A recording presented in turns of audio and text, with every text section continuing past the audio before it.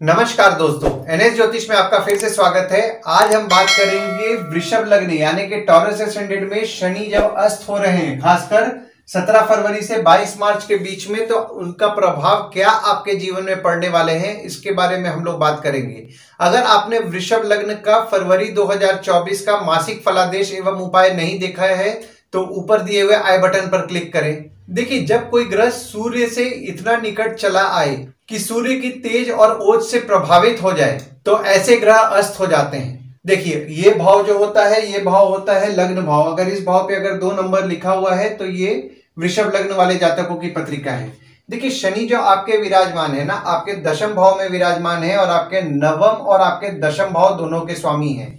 तो यहाँ पे आपके नवम भाव के चूंकि वो स्वामी है, तो यहाँ पे आपके बॉस हो गए, पिता हो गए, उनके द्वारा आपके भाग्य में वृद्धि हो रही थी। उसमें आपको देखिए, यहाँ पे आपका जो पिता और बॉस द्वारा जो आपके भाग्य में वृद्धि हो रही थी, वहां पे आपको कुछ ना कुछ रुकावटों का आपको सामना करना पड़ेगा। खासकर 17 फरवरी से शाम के 7:21 से 22 मार्च के 5:46 तक, यानी कि आप पकड़िए 18 तारीख से ही लगभग, या 17 तारीख से आप पकड़ सकते हैं। 17 तारीख से 22 मार्च के बीच में आपको आपके बॉस और पिता का जो आपको सहयोग मिल रहा था उसमें आपको कमी देखने मिलेगा।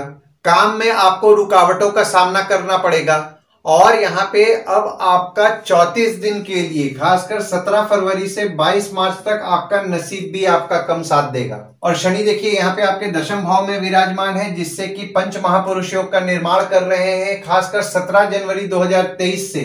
तो यहाँ पे देखिए, जब सूर्य के साथ जब वो युति में आ रहे हैं और जब अस्त हो जा रहे हैं, तो यहाँ पे आप जो वर्कोहॉलिक रह रहे थे काम में, काम के प्रति जो आपका फोकस था, ये फोकस कम होगा। और यहाँ पे देखिए, शनि की जो तीसरी दृष्टि जा रही है वो आपके 12वें भाव में जा रही है। देखिए, तीसरी दृष्टि जो शनिदेव की आपके 12वें भाव में पड़ रही थी, तो गुरु आपके 12वें भाव में बैठे हुए थे। तो यहाँ पे गुरु अपना पूरा फल नहीं दे पा रहे थे, तो अब गुरु अपना पूरा फल दे पाएंगे, खासकर 17 फरवरी से 22 मार्च के बीच में। और यहाँ पे गुरु द्वारा आपको फल मिलेगा।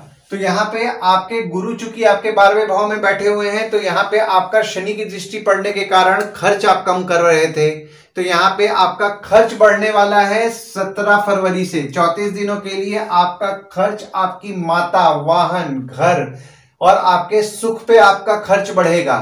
और मंगल की दृष्टि भी देखिए 5 फरवरी से पड़ रही है। तो अगर आपका किसी से विवाद हो रहा है तो विवाद से बचें। अगर कोई विवाद हो भी गया है तो बाहरी निपटाने का प्रयास करें, कानूनी कार्रवाई से बचें। और देखिए, गुरु आपके 12वें भाव में विराजमान है, तो यहाँ पे अब आपका जो रोग होता है, देखिए 7वीं दृष्टि गुरु भी डाल रहे हैं आपके 6वें भाव पे, तो यहाँ पे आपका रोग बढ़ने वाला है। डायबिटीज से संबंधित कुछ परेशानियां आपकी बढ़ सकती हैं, पीलिया हो सकता है। तो यहाँ पे देखिए, आपको आपके सेहत का विशेष तौर पर ध्यान देना है। देखिए, यहाँ पर विदेश जाने के आपके अच्छे योग बन रहे हैं। एक तो गुरु आपके 12वें भाव में और जो मंगल की दृष्टि भी आपकी पड़ रही है, और आपके देखिए आपके 12वें भाव के स्वामी आपके नवम भाव में विराजमान है। हालांकि आपका धर्म पे आपका खर्च बढ़ेगा, हो सकता है आपका पूजा पाठ पे आपका कोई खर्च बढ़े, खासकर अभी आपके जो 34 दिन है और 5 फरवरी से आपका खर्च बढ़े। पर जो लोग विदेश जाने का प्रयास कर रहे हैं उनके लिए ये समय अच्छा रहेगा। अब देखिए, शनि की जो 7वीं दृष्टि पड़ रही है वो आपके 4थे भाव में पड़ रही है।